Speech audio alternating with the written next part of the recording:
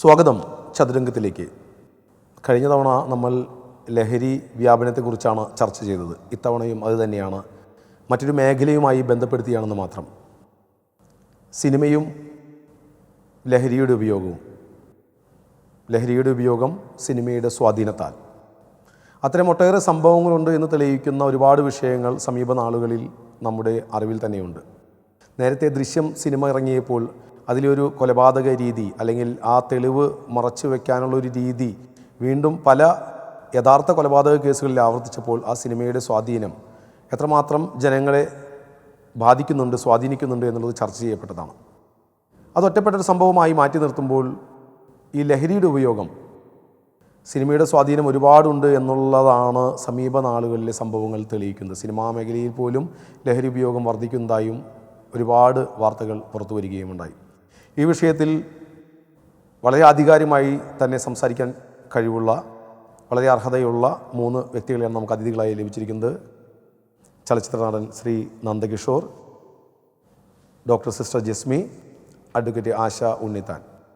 നമുക്ക് വിഷയത്തിലേക്ക് പോകാം. നമ്മൾ നേരത്തെ പറഞ്ഞതിൽ ഒട്ടും വ്യത്യാസമില്ല. ലഹരി ഉപയോഗം സമീപ നാളുകളിൽ വർദ്ധിച്ചു വരുന്നു എന്നുള്ള കാര്യത്തിൽ യാതൊരു സംശയവുമില്ല. ആദ്യകാലങ്ങളിൽ കഞ്ചാവായിരുന്നു പിടിമുറുക്കിയതെങ്കിൽ വില്ലനായിരുന്നുവെങ്കിൽ ഇപ്പോൾ MDMA, LSD സ്റ്റാമ്പ്, എന്തിന് ക്യാൻസർ രോഗത്തിന് കഴിക്കേണ്ട മരുന്നുകൾ പോലും ലഹരിയായി ഉപയോഗിക്കുന്ന, നേരത്തെ അത് വെറുതെ പറഞ്ഞു പരത്തുന്നതാണെന്ന് പറയുകയുണ്ടായിരുന്നു. പക്ഷേ ഒരുപാട് തെളിവുകൾ, ഒരുപാട് അനുഭവങ്ങൾ, കഴിഞ്ഞ ദിവസങ്ങൾ ഒരു വീട്ടിൽ തന്നെയുള്ള ഒരുപാട് പേരെ ഒരു യുവാവ് കൊലപ്പെടുത്തുന്നു, സ്വന്തം അച്ഛനെ തലക്കടിച്ച് കൊലപ്പെടുത്തുന്നു, എല്ലാം ഈ ലഹരി മൂലമാണ് എന്നുള്ളത് പിന്നീട് തെളിയുകയുമുണ്ടായി. എത്രത്തോളം അപകടകരമായ ഒരവസ്ഥയിലേക്കാണ് നമ്മുടെ സമൂഹം പോകുന്നത്? ആദ്യം അങ്ങനെ തന്നെ. ലഹരി എല്ലാ അർത്ഥത്തിലും അപകടകരമാണ് എന്നുള്ളതിൽ യാതൊരു സംശയവുമില്ല. പിന്നെ ഒരു പണ്ട് MP നാരായണപിള്ള അഭിപ്രായപ്പെട്ടിട്ടുണ്ട്, ഒരു മിനിമം ലെവൽ മദ്യപാനം മനുഷ്യർക്ക് ആവശ്യമാണ് അത്ര. പക്ഷേ ലഹരി അമിതമായി ഉപയോഗിക്കപ്പെടുകയും അതേസമയം തന്നെ ശരിക്കും ലഹരി ചെയ്യുന്നത് മനുഷ്യനെ മറക്കുകയാണല്ലോ. മനുഷ്യൻ കുറച്ച് നേരത്തേക്കാണെങ്കിലും എല്ലാം മറന്നു പോകുന്നൊരവസ്ഥയാണ്. എല്ലാം മറന്നു പോകുന്നൊരു മനുഷ്യനൊന്നും ചെയ്യാൻ പറ്റില്ല. അപ്പം അങ്ങനെ മനുഷ്യൻ്റെ അസ്തിത്വത്തിന് ഓർമ്മയുടെ ആവശ്യം ഒരു പരിധിവരെ. എന്തൊക്കെ തെറ്റുകൾ സമൂഹത്തിലുണ്ട്, ഒരു ലൈഫിനെ നിലനിർത്താൻ വേണ്ട എല്ലാ ഗുണങ്ങളെയും മനുഷ്യനിൽ നിന്ന് അടർത്തി കളയുന്ന ഒരു സാധനം സമൂഹത്തിൽ സ്പ്രെഡ് ചെയ്യുമ്പോൾ അതിൻ്റെ അപകടം ഇത്രയുള്ളൂ നമുക്ക് പറയാൻ പറ്റില്ല. അപ്പോൾ അതുകൊണ്ട് ഇപ്പം ഈ സിനിമയും ലഹരിയും എന്നാണ് നമ്മൾ വിഷയം വെച്ചത്. അതുകൊണ്ട് സിനിമയിൽ ആളുകൾ ലഹരി ഉപയോഗിക്കുന്നതാണോ അതോ സിനിമ ലഹരിക്ക് പ്രചോദനം കൊടുക്കുന്നു എന്നുള്ളതാണോ? കല ശരിക്കും സമൂഹത്തിൻ്റെ റിഫ്ലക്ഷൻ, പ്രതിഫലനമാണെന്നിരിക്കെ ഈ സിനിമയിലെ ലഹരിയുടെ, അതാണ് ഉദ്ദേശിക്കുന്നത്, സിനിമയുടെ ലഹരിയുടെ ഉപയോഗം സിനിമയിൽ അത് സമൂഹത്തിലെ ലഹരിയുടെ റിഫ്ലക്ഷൻ അല്ലേ? അല്ലെങ്കിൽ അവിടെ നിന്ന് ഇങ്ങോട്ട് സ്വാധീനിക്കും എന്ന് പറയുന്നത്, സിനിമ മനുഷ്യനെ സ്വാധീനിക്കും ഏറ്റവും കൂടുതൽ. മനുഷ്യനെ പ്രത്യേകിച്ച് ചെറുപ്പക്കാരെ സ്വാധീനിക്കുന്ന മാധ്യമം എന്ന നിലയിൽ സിനിമയിലെ ലഹരി ഉപയോഗം, വയലൻസിൻ്റെ പ്രത്യക്ഷമായ ചിത്രീകരണം, ഇതൊക്കെ മനുഷ്യനെ സ്വാധീനിക്കും. അപ്പം അതുകൊണ്ട് ലഹരിയും വയലൻസും, ലഹരി കൊണ്ട് ഉണ്ടാവുന്ന ബോധല്യായ്മയാകുമ്പോൾ മനുഷ്യൻ വയലൻ്റ് ആവുക, പിന്നെ കാണിക്കുന്നത് എന്താ നമുക്ക് പറയാൻ പറ്റില്ല.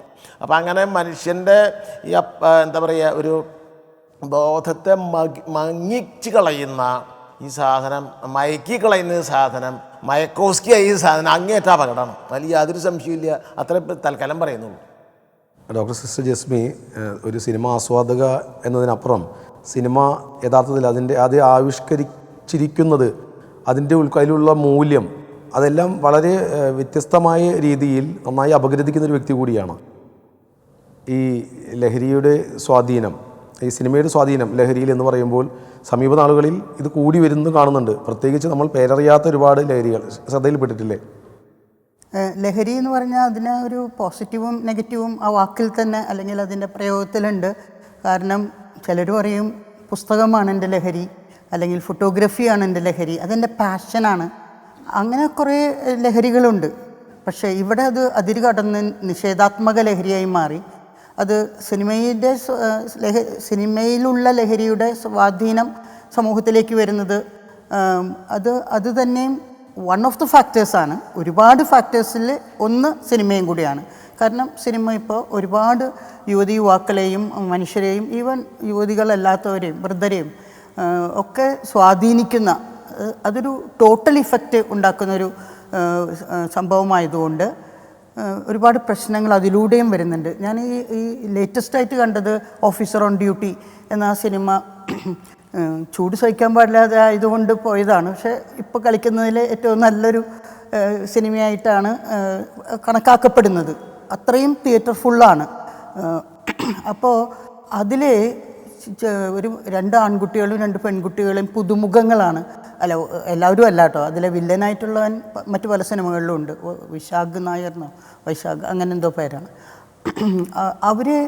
അവരുടെ രംഗങ്ങൾ എങ്ങനെ അഭിനയിച്ചു എന്നുള്ള ഇൻ്റർവ്യൂകൾ കണ്ടു. അപ്പോൾ അവർ പറഞ്ഞു, ഞങ്ങൾ ഒരു ബി കോംപ്ലക്സ് പൊടിച്ചിട്ടാണ് ചെയ്യേണ്ടതെങ്കിലും ഞങ്ങൾ അതിന് പകരം ഗ്ലൂക്കോസാണ് ഉപയോഗിച്ചത്. എന്നിട്ട് ഞങ്ങൾ കുറേ വീഡിയോകൾ കണ്ടു പഠിച്ചു എന്നൊക്കെ. അപ്പോൾ അതിലൊരു റിവ്യൂവിലൊരു പയ്യൻ പറയുന്നത് അത് എനിക്ക് വളരെ നല്ല കാര്യമായി തോന്നി. അതായത് അത്തരം രംഗങ്ങൾ കുറയ്ക്കാമായിരുന്നില്ലേ?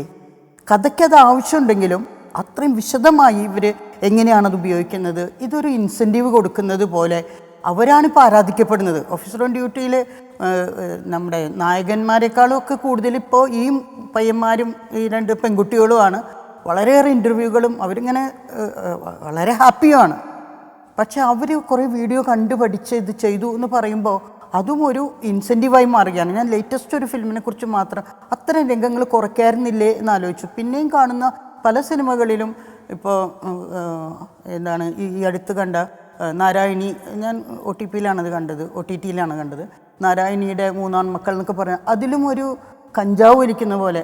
ഇപ്പോൾ ഒരു ഫേസ്ബുക്ക് പോസ്റ്റിൽ ഞാൻ വായിച്ചത് ഒരാൾ പറയുകയാണ്, കഞ്ചാവൊന്നും അല്ല ഇപ്പോൾ, നിങ്ങൾക്ക് മനസ്സിലായിട്ടില്ല, ഈ MDMAയും പോലെ. അയാൾ പറയാൻ 100ൻ്റെ നോട്ട് കണ്ടക്ടർ തിരിച്ചു തന്നപ്പോൾ അതിങ്ങനെ നീളനെ മടക്കിയിട്ടായിരുന്നു.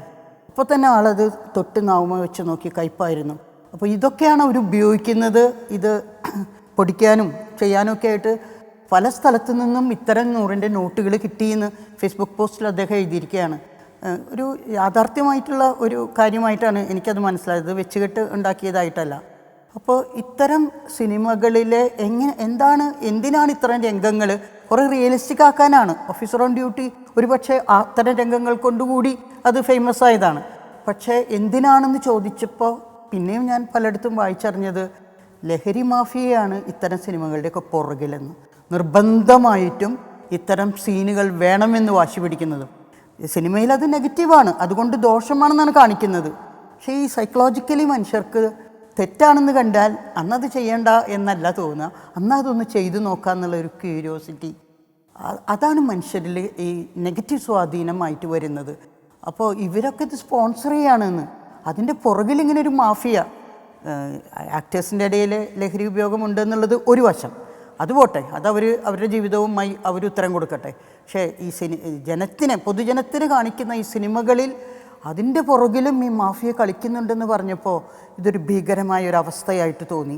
അവരത് നിർബന്ധിച്ച്, അതില്ലെങ്കിൽ ആ സിനിമ പുറത്തിറക്കാൻ അവർ സമ്മതിക്കില്ല എന്ന മട്ടിൽ അത്രയും ഭീകരാവസ്ഥ നിലനിൽക്കുന്നു എന്ന് പറയുമ്പോൾ സിനിമയെ സ്നേഹിക്കുന്ന എന്നെപ്പോലെയുള്ളവർ, ഞങ്ങൾ 3 പേരും തന്നെ സിനിമയെ സ്നേഹിക്കുന്നവരാണ്. അപ്പോൾ ഞങ്ങൾക്കൊക്കെ ഇതൊരു ഭയങ്കര ഭീതി ഉണ്ടാക്കുന്നുണ്ട്. ഇതിനൊരു സൊല്യൂഷൻ വേണ്ടേ? ഇങ്ങനെ പോയാൽ മതിയോ? സിനിമകൾ വളരെ സക്സസ്ഫുള്ളായിട്ട് നന്നാവുന്നുണ്ട്, ഇല്ലയെന്ന് പറയുന്നില്ല. ഇപ്പോൾ നമുക്ക് വയലൻസിൻ്റെ ഭാഗം നോക്കുമ്പോൾ മാർക്കോ കണ്ടിരിക്കാൻ പറ്റില്ല എന്ന് പറഞ്ഞപ്പോൾ ഞാൻ ചോദിച്ചു, അപ്പോൾ ആനിമലും കില്ലൊക്കെയോ? അതൊക്കെ കാണാമെന്നും മാർക്കോ കാണാൻ പാടില്ല എന്നും ഇല്ലല്ലോ. ഞാൻ ഇതൊക്കെ പോയി കോൺഗ്രർ തന്നെയാണ്, ഇത് സിനിമയാണെന്നൊക്കെ ഓർത്ത് മനസ്സിന് ബലം പിടിച്ചിട്ടൊക്കെ പോയിരുന്ന് കാണുന്നത്. പക്ഷേ ഇത് ഒരു ആവേശമായി പിള്ളേരിലേക്ക് വരികയാണ്, യൂത്തിൻ്റെ ഇടയിൽ പ്രത്യേകിച്ചും. നമ്മൾ യൂത്തിനെ കൂടുതൽ കോൺസെൻട്രേറ്റ് ചെയ്യുന്നത് അവരാണ് ഇനി നമ്മുടെ നാടിൻ്റെ ഭാവി. അതുകൊണ്ട് വയസ്സന്മാരും വയസ്സുകളും ഒന്നും ഇത് കാണുന്നില്ല അല്ലെങ്കിൽ ഇൻവോൾവ് ആവുന്നില്ല എന്നല്ല ഉദ്ദേശിച്ചത്. നമ്മൾ പ്രതീക്ഷ അർപ്പിക്കുന്ന ഈ യൂത്ത് ഈ സിനിമ മൂലം കൂടി വഴിതെറ്റി പോകുന്നുണ്ടോ? കൊല്ലും എന്ന് പറഞ്ഞാൽ കൊന്നിരിക്കും എന്നുള്ള ഡയലോഗൊക്കെ, അതാണ് അവൻ്റെ ആണത്തം എന്നാണ് അതിൽ വരുന്നത്. അത് ഞാൻ പറഞ്ഞത് ചെയ്യും എന്ന് പറയുന്ന ഏതോ ഒരു വലിയ പ്രിൻസിപ്പിളൊക്കെ ആയിട്ട് കൊണ്ടു നടക്കുന്നത് പോലെ. ഞാൻ ദീർഘിപ്പിക്കുന്നില്ല. അല്ല, കൂടുതൽ മേഖലയിലേക്ക് നമുക്ക് പോകേണ്ടതുണ്ട്. ഈ പുകവലി ആരോഗ്യത്തിന് ഹാനികരം എന്നുള്ള രീതിയിൽ തിയേറ്ററിലൊക്കെ ആദ്യം പ്രദർശിപ്പിക്കും. തിയേറ്ററിൽ സിനിമയുടെ സമയത്തും മദ്യപാനവും പുകവലിയും ആരോഗ്യത്തിന് ഹാനികരം എന്ന് പറയും. സത്യത്തിൽ അതാണോ ഇപ്പോൾ ചെയ്യേണ്ടത്? നമ്മുടെ സമൂഹം ഈ ലഹരി ഉപയോഗത്തിലൊക്കെ എത്രയോ മോശമായ രീതിയിൽ അങ്ങേയറ്റത്തിൽ നമുക്കിപ്പോഴും അറിയാത്ത പേരുകളുള്ള പല മയക്കുമരുന്നുകൾ ഉപയോഗിച്ചുകൊണ്ടിരിക്കുമ്പോൾ ശരിക്കും ഒരു തമാശ പോലെ തോന്നുകയാണ് ഈ പുകവലിയെക്കുറിച്ച്. പുകവലി നല്ലതാണെന്നല്ല തോന്നിയിട്ടില്ലേ? ആക്ച്വലി ഇത്രയും പൈസയൊക്കെ കൊടുത്ത് സിനിമ കാണാൻ പോയിരിക്കുമ്പോൾ ഭയങ്കര അരോചകമായിട്ടുള്ള കുറേ സീനുകളൊക്കെ കാണിച്ചിട്ട് പുകവലിക്കരുത്, ആരോഗ്യത്തിന് ഹാനികരം എന്ന് പറയുമ്പോൾ പുകവലിക്കാതെ അവിടെ ഇരിക്കുന്ന 80% ആൾക്കാർക്കും ഭ്രാന്ത് വരാറുണ്ട്. എനിക്കടക്കം ഭയങ്കര ബുദ്ധിമുട്ടാണ് നമുക്കത് കാണുന്ന ഒരു ആഗ്രഹമില്ല. ഒരു കാര്യം എൻ്റർടൈൻമെൻറ്റിന് നമ്മൾ പോയിരിക്കുമ്പോൾ പരസ്യം ചെയ്യുന്നത് നമ്മുടെ ചിലവിൽ ചെയ്യേണ്ട എന്നൊരു സാധനം കൂടിയുണ്ട്, നമ്മളെ ഇറിറ്റേറ്റ് ചെയ്യുന്നത്. അപ്പോൾ അതൊരു ഭാഗത്ത് നിൽക്കട്ടെ. പിന്നെ ഗവൺമെൻറ് ആണ് ഇതിറക്കണത്, അല്ലെങ്കിൽ ഗവൺമെൻറ് അതിൻ്റെ കൃത്യമായി തന്നെ അതിൻ്റെ ടാക്സ് പറ്റുന്നുണ്ട്. അപ്പോൾ അതിൻ്റെ ഉത്തരവാദിത്വം ഗവൺമെൻറ്റിന് തന്നെയാണ്. ഇനിയിപ്പോൾ ഗവൺമെൻറ് വേണ്ടാന്ന് വെച്ചു, ലഹരി വേണ്ട എന്ന് തീരുമാനിച്ചു നോക്കി, ഉറപ്പായിട്ടും അണ്ടർഗ്രൗണ്ട് അല്ലെങ്കിൽ എന്താ പറയുക ഡാർക്ക് സൈഡ് ഉണ്ടാവും അതിന്. അപ്പോൾ അതുകൊണ്ട് ലഹരി എന്നുള്ളത് മനുഷ്യന് എന്നും ആവശ്യമായിട്ടുള്ളതാണ്. സോമരസം തൊട്ട് എന്തുണ്ടെങ്കിലും നമുക്കതൊരു ആവശ്യമാണ്. അതായത് നമ്മളുടെ ഭക്ഷണം അല്ലെങ്കിൽ ജീവിതക്രമത്തിലൊക്കെ സന്തോഷങ്ങൾ വരുന്ന സമയത്തും ഇപ്പം നെല്ലിന്ന് പോലും വാറ്റി കുടിച്ചിരുന്ന നമ്മുടെ തലമുറ ഉണ്ടായിരുന്നു, നമ്മുടെ മുൻപത്തെ തലമുറ. അപ്പം ലഹരി ഉണ്ട്, പക്ഷെ അത് എപ്പോഴാവാം, ആരൊക്കെ ഒരുമിച്ചാവാം, അങ്ങനെയുള്ള കുറേ സാധനങ്ങൾ അതിനകത്തുണ്ടായിരുന്നു. ഇപ്പം സെക്സ് ആവാം, പക്ഷെ നമ്മൾ എല്ലാവരോടും നമ്മൾ സെക്സ് ചെയ്യുന്നില്ലല്ലോ.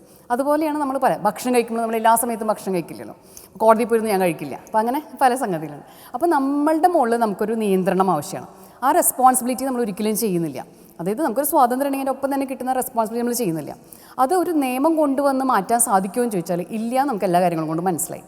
അപ്പോൾ വേണ്ടത് എന്താണ്? ഇവിടെ വേണ്ടത് കൃത്യമായി തന്നെ ആ വിഷയങ്ങളിലേക്ക് ഇറങ്ങണം. വൈ നിങ്ങൾ എന്താണ് യൂത്തിന് കൊടുക്കണത്? നമ്മുടെ നാട്ടിലെ യൂത്തിന് ഇന്ന് ഒരുപാട് എനർജി ഉണ്ട്. എല്ലാ കാലത്തും യൂത്തിന് എനർജി ഉണ്ട്. ഞങ്ങളുടെ കാലത്ത് യൂത്തിന് എനർജി ഉള്ളപ്പോൾ ഞങ്ങൾ സമരങ്ങളിൽ പങ്കെടുത്തിരുന്നു, ഞങ്ങൾ സമരങ്ങൾ നടത്തിയിരുന്നു, ഞങ്ങൾ എല്ലാത്തിനും പ്രതികരിച്ചിരുന്നു. അപ്പോൾ പ്രതികരണ തൊഴിലാളികൾ പോലെയായിരുന്നു ഞങ്ങൾ. ഇന്ന് എൻ്റെ മകനോ മകളോ ഒക്കെ ഉള്ള സമയത്ത് അവർക്ക് അവരുടെ നേരെ പീഡനങ്ങൾ ഉണ്ടാവുകയാണെങ്കിൽ പോക്സോ അല്ലെങ്കിൽ അതിൻ്റെ അപ്പുറത്ത് നിയമങ്ങൾ ഉണ്ടാക്കി കഴിഞ്ഞു. അങ്ങനെ അവരുടെ ഓരോ മേഖലയിലേക്ക് എത്തുമ്പോഴും ആ നിയമങ്ങൾ വന്നു. ഇപ്പോൾ അവർ വ്യാപരിക്കുന്ന മേഖല എന്ന് പറയുന്നത് വെർച്വൽ വേൾഡാണ്. എല്ലാവരും നമ്മളടക്കം നമ്മുടെ ജീവിതത്തിൻ്റെ മുക്കാൽ ഭാഗവും നമ്മൾ സ്പെൻഡ് ചെയ്ത് ഉണർന്നിരിക്കുന്ന മുക്കാൽ ഭാഗവും നമ്മൾ ഫോണിലാണ്, വെർച്വൽ വേൾഡാണ്. വെർച്വൽ വേൾഡ് ചെയ്യുന്ന ഹാനികൾ അതെന്തെന്ന്, അതിനെ എങ്ങനെ മിറ്റിഗേറ്റ് ചെയ്യാം എന്നുള്ള നിയമങ്ങൾ വന്നിട്ടേയില്ല. വെർച്വൽ വേൾഡാണ് യഥാർത്ഥത്തിൽ ഈ ലഹരികളെയൊക്കെ ഇങ്ങനെ എല്ലാവരിലേക്കും എത്തിക്കുന്നത്.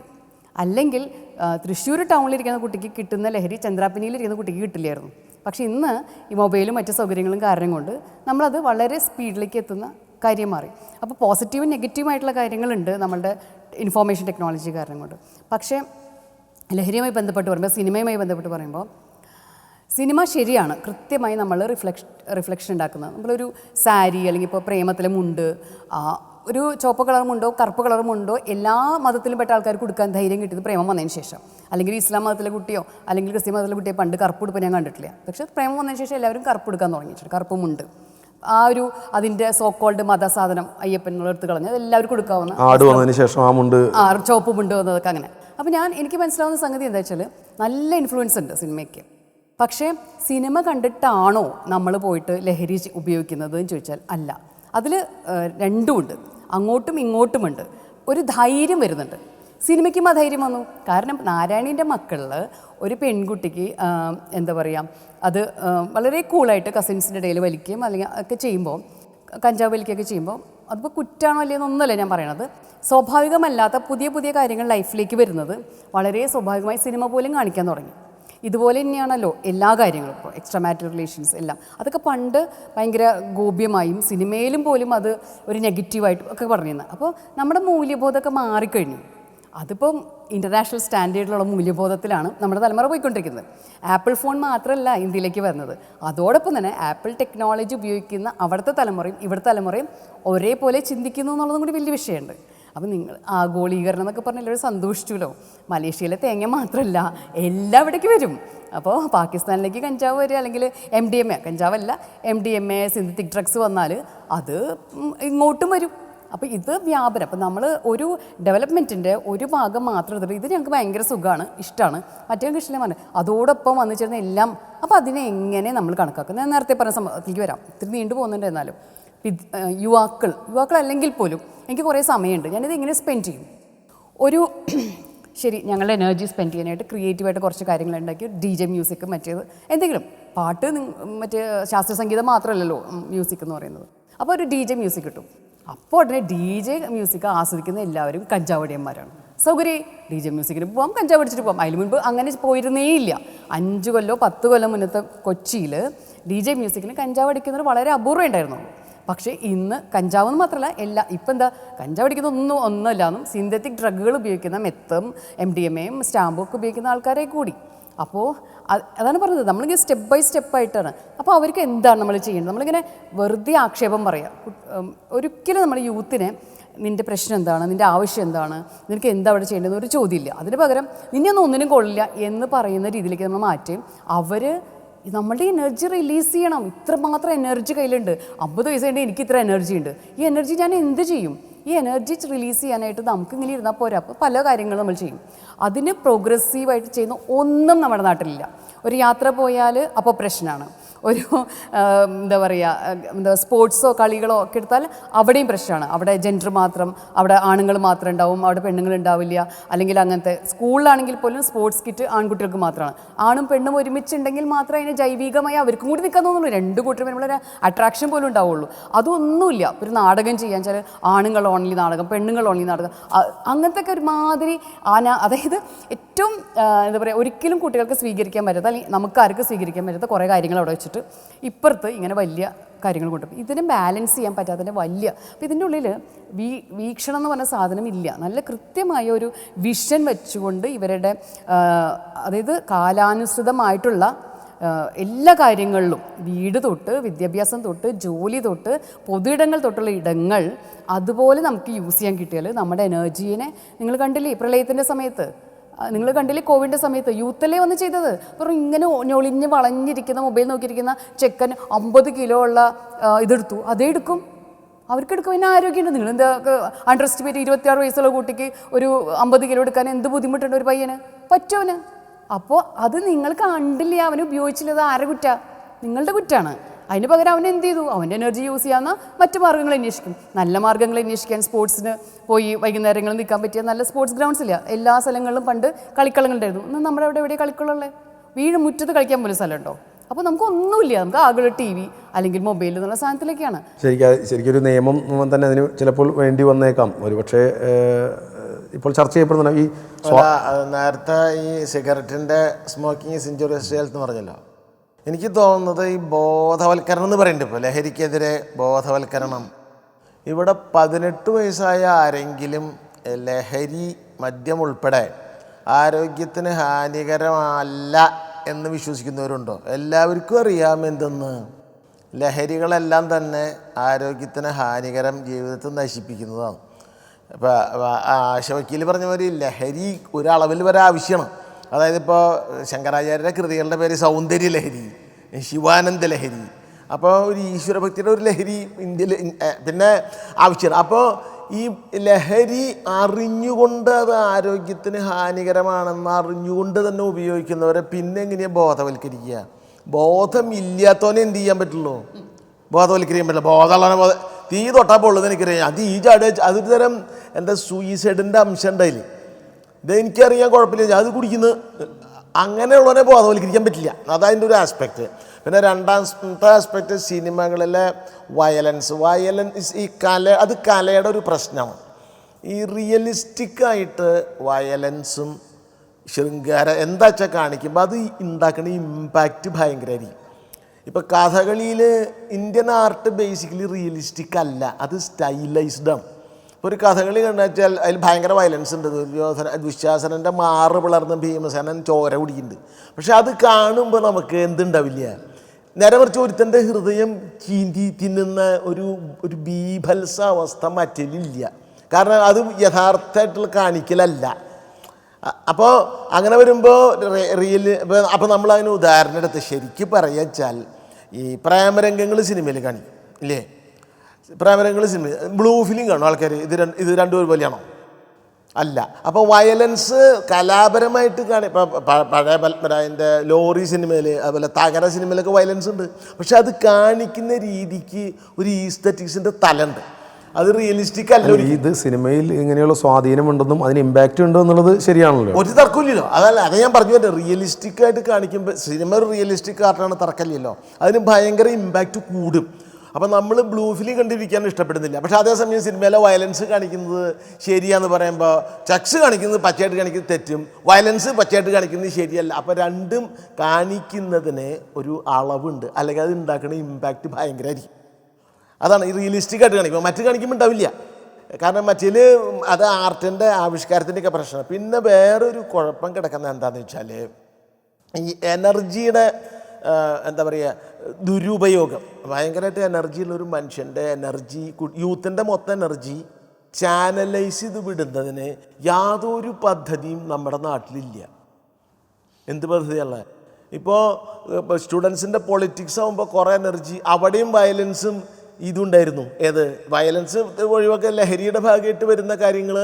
ലഹരി ഒരളവ് വരെ പണ്ട് പൂരം എന്ന് പറഞ്ഞാൽ, പണ്ട് ഈ പൂരം എന്ന് പറഞ്ഞാൽ റെസ്ട്രിക്ഷൻ ഇല്ലാത്ത അവസ്ഥയ്ക്കാണ് പൂരം എന്ന് പറയുക.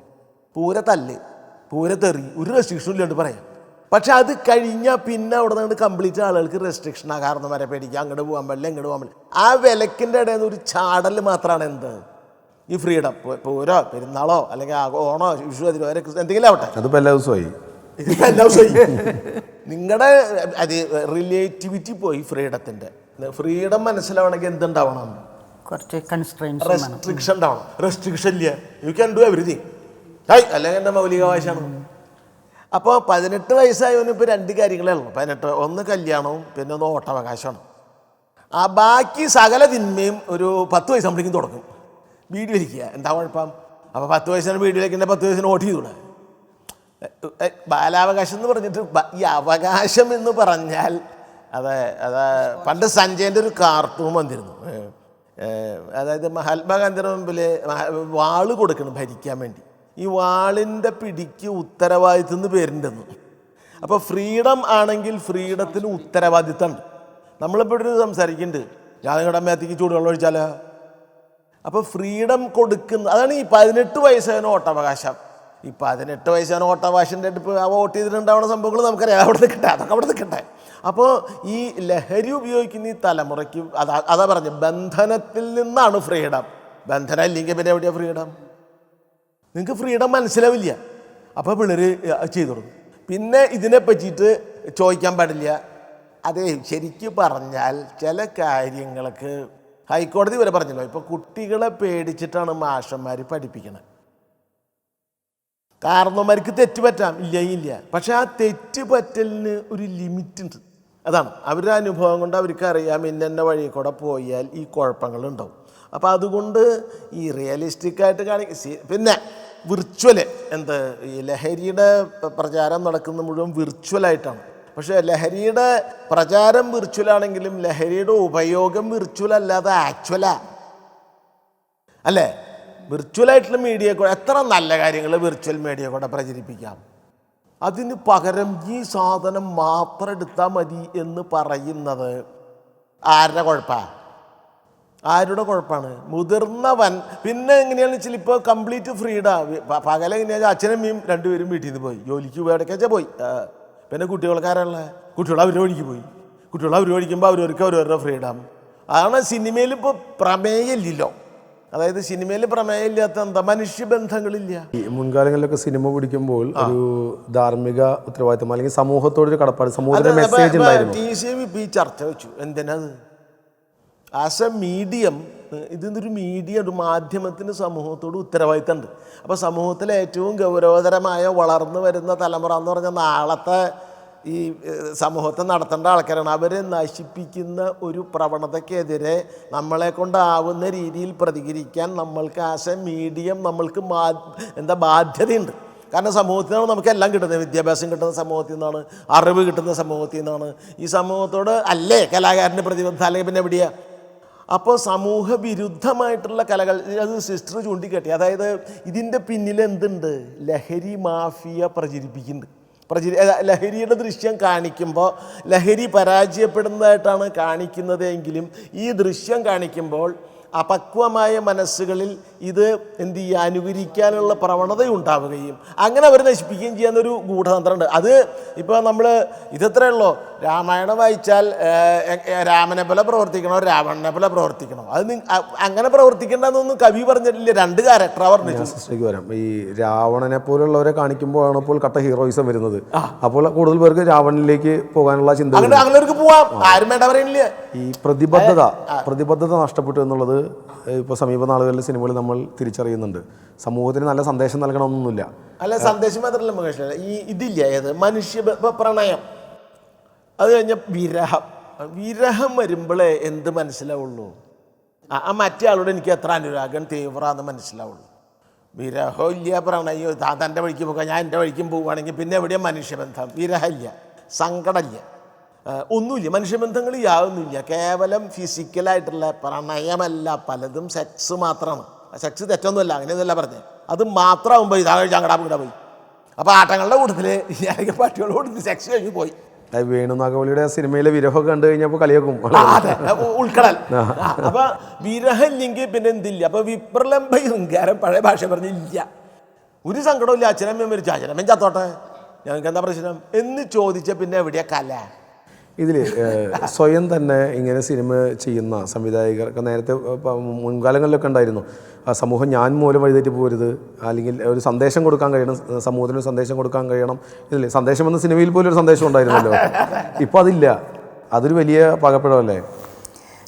അവർ ഒരു തരത്തിൽ സന്ദേശം കൊടുക്കാനൊക്കെ ശ്രമിക്കുന്നുണ്ടാകാം, ഞാൻ എല്ലാ ഡയറക്ടേഴ്സിനെയും കുറ്റം പറയുന്നില്ല. പക്ഷേ ആ ഒരു ശ്രമത്തിനിടയിൽ പണം ഒരു വലിയ ഫാക്ടറാണ്.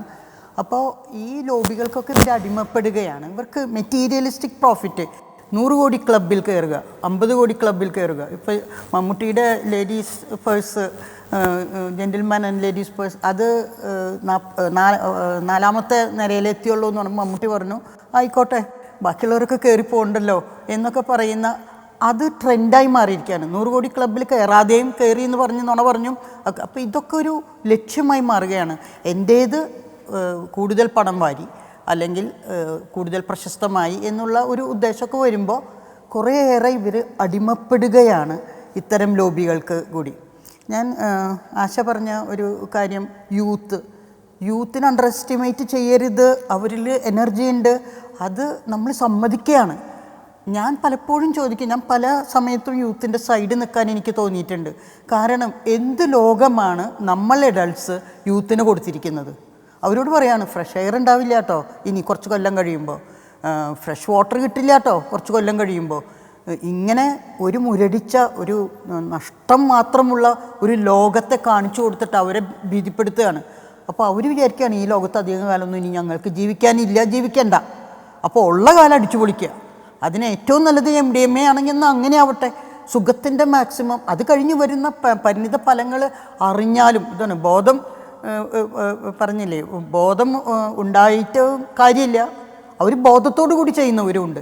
കാരണം ഞങ്ങൾക്ക് ഇനി അധിക കാലം ജീവിക്കൊന്നും വേണ്ട, ഞങ്ങളുടെ അവസാനം അങ്ങനെ ആയിരിക്കാം, ഉള്ള കാലം ഞങ്ങൾ മാക്സിമം എൻജോയ് ചെയ്യട്ടെ എന്നുള്ളൊരു ചിന്ത അവർക്ക് വരാൻ കാരണം നമ്മൾ തന്നെയാണ്. നമ്മളാണ് അങ്ങനെ ഒരു ലോകം അവരുടെ മുൻപിൽ കൊടുത്തത്. അതുകൊണ്ട് പലപ്പോഴും യൂത്തിനോട് സഹതപിക്കേണ്ട ഗതികേടാണ് വരുന്നത്. ഞാൻ ഇതിനെയൊക്കെ കണ്ടെത്തിയ ഒരു പ്രിൻസിപ്പളായിരിക്കുമ്പോഴും ഈവൻ അതർവൈസും ഞാനൊരു മീഡിയ ക്ലബ്ബ് എന്ന് പറഞ്ഞ് ഞാൻ ശക്തിയുക്തം പറയുന്നൊരു കാര്യമുണ്ട്. എല്ലാ കോളേജുകളിലും എല്ലാ സ്കൂളുകളിലും നിർബന്ധമായിട്ട് മീഡിയ ക്ലബ്ബുകൾ ഉണ്ടാക്കണം. എന്തിനാണ്? ഇത്തരം സിനിമകൾ വരെ പോയി കാണട്ടെ. കാണരുതെന്ന് പറഞ്ഞാൽ ഇവർ കാണും. മാർക്കോ കാണരുതെന്ന് പറഞ്ഞാൽ ഒരു 10 പ്രാവശ്യം പോയി കാണും. അപ്പോൾ പിന്നെ ഇപ്പോൾ OTTയിൽ വരില്ല എന്ന് പറഞ്ഞു, പക്ഷേ സുന്ദരമായിട്ട് പ്രൈം വീഡിയോയിൽ ഹിന്ദി മാർക്കോ കളിച്ചുകൊണ്ടിരിക്കുന്നുണ്ട്. ഇന്നലെയും കൂടി ജസ്റ്റ് ഒന്ന് നോക്കി, ഞാൻ തിയേറ്ററിൽ കണ്ടതാണെങ്കിൽ പോലും. അപ്പോൾ അതിലെ രംഗങ്ങൾ ആ കൊച്ചിനെ എടുത്തുകൊണ്ട് പോയി പോകുന്ന റിയലിസ്റ്റിക് ഒന്നും അല്ല. ശരിക്ക് ജനിക്കാൻ പോകുന്ന കുട്ടിയെ കൊണ്ടുപോയിട്ട് പിന്നെ അതിനെ വീണ്ടെടുത്ത് കൊണ്ടുവരുന്ന രംഗങ്ങളൊക്കെ കാണുമ്പോൾ നമുക്ക് തമാശ തോന്നും സത്യത്തിൽ. പക്ഷേ ഇത് കാണാൻ ഇപ്പോഴും പറ്റുന്നുണ്ട്, അവർ കാണും. എന്തായാലും നോ പറഞ്ഞാൽ അവർ കൂടുതൽ കാണും. അപ്പോൾ MDMA ഉപയോഗിക്കരുതെന്ന് പറഞ്ഞാൽ അവർ കൂടുതൽ ഉപയോഗിക്കും. അതുകൊണ്ട് ബോധവൽക്കരണം കൊടുത്തിട്ട് കാര്യമില്ല എന്ന് പറഞ്ഞാലും നമുക്ക് കുറച്ച് മീഡിയ ക്ലബ്ബുകൾ ഉണ്ടായാൽ ഈ സിനിമകളൊക്കെ കൊണ്ടുവന്ന് അത് ചർച്ചയ്ക്കിടണം. ഈ യൂത്ത് തന്നെ അവർ പറയുന്ന ആശയങ്ങൾ കണ്ടാൽ നമ്മൾ അത്ഭുതപ്പെട്ടു പോകും. അവരുടെ ഉള്ളിലുണ്ട് കുറേ കാര്യങ്ങൾ പറയാൻ. Let them speak out. ഞാൻ ഈ കംപ്ലൈൻറ്റ് ബോക്സിനെ ഷെയറിംഗ് ബോക്സ് എന്ന് പേര് വെച്ചിട്ട് ഇട്ടത് കുട്ടികളിൽ നിന്ന് പുറത്തേക്ക് വരാൻ. അവർ കുറേ എന്നെപ്പറ്റിയും കുറേ മോശം എഴുതും, ഞാനും ഹോസ്റ്റൽ വാർഡനും തമ്മിൽ മോശം ബന്ധമാണെന്നവരൊക്കെ എഴുതുമ്പോൾ പെട്ടെന്ന് ആദ്യമൊക്കെ ഷോക്കാവും, പിന്നെ ഞാൻ ചിരിക്കും. Let them come out, speak out, എന്നാലല്ലേ നമുക്ക് അവരെ ചികിത്സിക്കാൻ പറ്റുള്ളൂ. രോഗം എന്താണെന്ന് പിടികിട്ടണ്ടേ. അപ്പോൾ ആ ഒരു ഡെമോക്രാറ്റിക് ലെവല് അത് സ്കൂളുകളിലും കോളേജുകളിലും വീടുകളിലും ഒക്കെ ഉണ്ടാവണം. ചർച്ച. എൻ്റെ വീട്ടിൽ അമ്മ പണ്ടത്തെ സിനിമകളാണ് ഭക്ഷണത്തിന് ചർച്ചയ്ക്ക് എടുക്കുക. ഉമ്മറിൻ്റെയും പ്രൈം മിനിസ്റ്ററിൻ്റെയും ഒക്കെ. ആൺമക്കളെ നോക്കാൻ അമ്മ കണ്ടെത്തിയൊരു വഴിയാണ്. എല്ലാ സിനിമകൾക്കും അപ്പൻ കൊണ്ടുപോകും, രാത്രി പാതിരയ്ക്കൊക്കെ കൊണ്ടുപോകും. അപ്പോൾ അത് അങ്ങനെ സിനിമ കാണുന്നതിൽ നിന്ന് അമ്മ മുതലെടുക്കുന്നത് ഇങ്ങനെയാണ്.